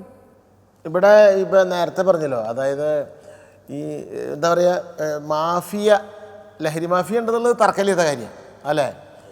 അല്ലേ? ഈ ഇത്ര വലിയ കള്ളന്മാരെയൊക്കെ പിടിച്ച് ജയിലിലടക്കുന്ന ആളുകൾക്ക് ഇവരെ പിടിക്കാൻ എന്താ പറ്റാത്ത? Why can't you cut the flow of drugs? അത് എന്താ പറ്റാത്ത? അത് ആരെ ചെയ്യേണ്ടത്? എനിക്ക് അധികാരമില്ല, അതുകൊണ്ട് എനിക്ക് ചെയ്യാൻ പറ്റില്ല. ഞങ്ങൾക്ക് 3 ആൾക്ക് അധികാരം. മുക്കുവര് കടലിൽ കുറച്ച് ദൂരം പോകുമ്പോ അവരെ വെടിവെച്ച് കൊല്ലും. പാകിസ്ഥാനിൽ നിന്ന് ബോട്ട് മെത്തും കൊണ്ട് വന്നപ്പോ ഒരു പ്രശ്നമില്ല. അപ്പൊ ആരാണ് മരക്ക് മരുന്നിന്റെ കാര്യം സെമിനാർ നടത്തുന്നുണ്ട്? ബോധവൽക്കരണം ഞാൻ പറഞ്ഞില്ലേ, ബോധവൽക്കരണമൊക്കെ നിൽക്കട്ടെ. അത് ആരാണ് ഇത്? ഇവർ വിചാരിച്ചത് തടയാൻ പറ്റി. Those who are at the helm of affairs, ഭരിക്കുന്ന ആളുകൾ ഏത് കക്ഷി എന്നൊരു വിഷയമില്ല, ഒരു കക്ഷിയിൽപ്പെട്ട ആൾക്കാർ അങ്ങനെയില്ല. ഇവർ വിചാരിച്ച എന്താ തടയാൻ പറ്റാത്ത, തടയാൻ പറ്റില്ല പിന്നെ അവരവിടെ ഇരിക്കില്ല, എന്താ അർത്ഥമുള്ളത്? അപ്പം എന്തുകൊണ്ട് മയക്കുമരുന്ന് മാഫിയയെ, അവരാണല്ലോ ഇപ്പോൾ ഈ സിനിമയ്ക്ക് സിസ്റ്റർ പറഞ്ഞ പോലെ സിനിമയ്ക്ക് ഉൾപ്പെടെ അവർ ഫണ്ട് കൊടുക്കുന്നതുകൊണ്ടാണ് ഈ രംഗങ്ങൾ അതിൽ ഉൾപ്പെടുത്തേണ്ടി വരുന്നത്.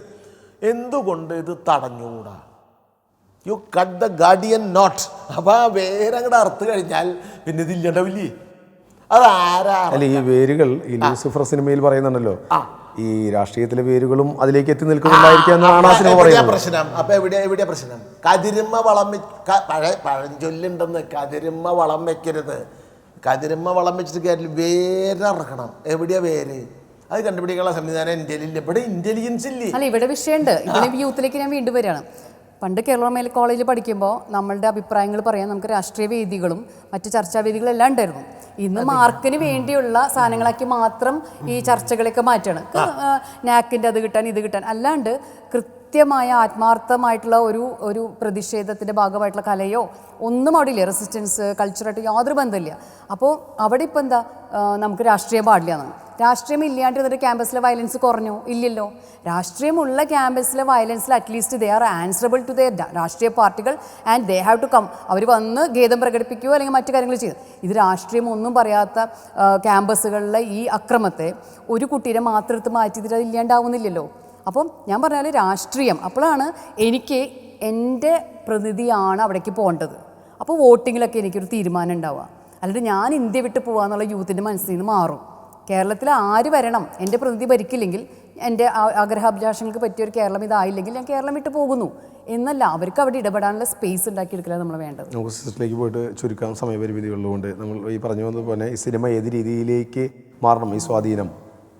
ഞാൻ ഇവിടെ ആശ പറഞ്ഞ ചില കാര്യങ്ങളിൽ ഈ വൈക്കാരിയസ് പ്ലഷറാണ് ഇവരാഗ്രഹിക്കുന്നത്. എനിക്ക് ചെയ്യാൻ പറ്റാത്തത് ഞാൻ മറ്റുള്ളവർ ചെയ്ത് കണ്ട്, നമ്മൾ നരസിംഹമൊക്കെ അങ്ങനെയാണ് നമ്മൾ ആസ്വദിച്ചത്. എനിക്ക് പറ്റുന്നില്ല പ്രതികാരം ചെയ്യാൻ. അപ്പോൾ ആ ഒരു ലെവലിലാണ് ഇത് നീങ്ങിക്കൊണ്ടിരിക്കുന്നത്. ഇപ്പോൾ രാഷ്ട്രീയ പാർട്ടികൾ ഉണ്ടായിരുന്നെങ്കിൽ കുറേ കൂടി ബെറ്റർ ആവും. ശരിയാണ്, they are responsible to രാഷ്ട്രീയ ക്യാമ്പസ് കൊണ്ട് വയലൻസ് കുറഞ്ഞില്ല. പക്ഷേ പ്രശ്നം എന്താ വെച്ചാൽ ഈ രാഷ്ട്രീയം തന്നെ പഴയ ക്വാളിറ്റി ഇല്ലാണ്ടായിരുന്നു. അതും പ്രശ്നമാണ്. അല്ലെ, പഴയതാണ് ക്വാളിറ്റി നമ്മൾ വിചാരിക്കരുത്. ഇപ്പോഴത്തെ രാഷ്ട്രീയം ആ കുട്ടികൾ എവിടെ കണ്ടുകൊള്ളു? നമ്മൾ കേരളത്തിലെ വിദ്യാർത്ഥികൾക്ക് അല്ലെങ്കിൽ യുവാക്കൾക്ക് അവരുടേതായ രാഷ്ട്രീയം കൊണ്ടുവരാൻ ആര് സ്പേസ് കൊടുക്കുന്നു? ചർച്ച തന്നെ സിനിമയും ലഹരിയുടെ സിനിമയുടെ സ്വാധീനവുമായിരുന്നു. എന്തായാലും നമ്മൾ പരിമിതമായ സമയമാണ്, അതിൽ തന്നെ നമ്മൾ ഒരുപാട് മേഖലയിലൂടെ കടന്നുപോയി. മാറ്റങ്ങൾ ഉണ്ടാവട്ടെ. ഈ ചർച്ചയിൽ നമുക്കായി പങ്കെടുത്തത് പ്രഗത്ഭരായ 3 പേർ തന്നെയാണ്. Shri Nandakishore, doctor sister Jesmi, advocate ആശോണിതൻ. വളരെ ഹൃദയപൂർവ്വം നന്ദി പറയുന്നു. നന്ദി.